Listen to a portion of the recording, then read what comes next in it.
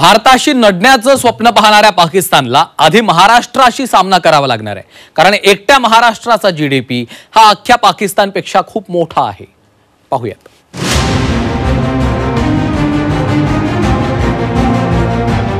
पाकिस्तान अनेक पातळ्यांवर भारतापासून कोसो मागे आहे। कधीकाळी भारत आणि पाकिस्तानातील स्पर्धा दक्षिण आशियाई शेजारी देशांपुरतीच मर्यादित होती, परंतु आता ही स्पर्धा संपली आहे, कारण दोन देशांच्या अर्थव्यवस्थेत तुलनाच होऊ शकत नाही हे पुरतं स्पष्ट झालंय।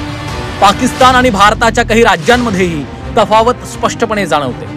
पूर्वी महाराष्ट्र आणि तामिळनाडू सारख्या प्रमुख भारतीय राज्यांपेक्षा पाकिस्तानची अर्थव्यवस्था मोठी होती, परंतु आता परिस्थितीत बदल झालाय। पाकिस्तानची संपूर्ण राष्ट्रीय अर्थव्यवस्था भारताच्या काही राज्यांपेक्षा लहान आणि कमकुवत आहे। एकट्या महाराष्ट्रापेक्षा अख्ख्या पाकची अर्थव्यवस्था कमी आहे।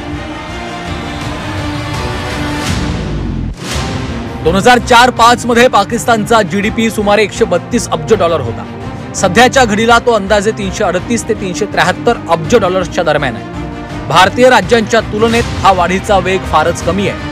पाकिस्तानच्या तुलनेत महाराष्ट्र आणि तामिळनाडूची अर्थव्यवस्था अधिक वेगाने वाढली। पाकिस्तानची संपूर्ण अर्थव्यवस्था 373.8 अब्ज डॉलर्स इतकी आहे।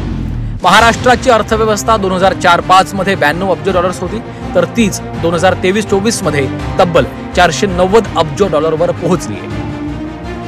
तामिळनाडूची अर्थव्यवस्था याच कालावधीत 48 अब्ज डॉलरवरून 329 अब्ज डॉलर झाली आहे। पाकिस्तान सारखा देश जिथे दहशतवाद्यांना प्रोत्साहन देण्यासाठी पैसा खर्च होतो, मात्र नागरिकांच्या पायाभूत सुविधांसाठी निधी नाही। पाकिस्तानने दहशतवाद्यांना सोडून नागरिकांच्या भविष्यासाठी शिक्षण, आरोग्य आणि रोजगारी यात गुंतवणूक करावी, कारण राष्ट्र आणि त्याची प्रगती विकासाच्या मार्गानेच होते, दहशतवाद्यांच्या वाटेने नाही।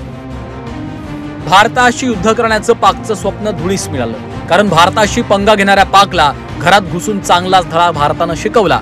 आता अर्थव्यवस्थेचा विचार केल्यास भारताशी सोडा, एकट्या महाराष्ट्रासोबतही पाक तुलना करू शकत नाहीये। पाकिस्तानचा जीडीपी 373 बिलियन डॉलर्स होता गेल्या वर्षी, आणि त्याच वेळी एकट्या महाराष्ट्र राज्याची वार्षिक कमाई ही 470 बिलियन डॉलर होती। म्हणजे भारताशी तुलना करणं सोडाच, एका महाराष्ट्राशी पण पाकिस्तानची तुलना होऊ शकत नाही।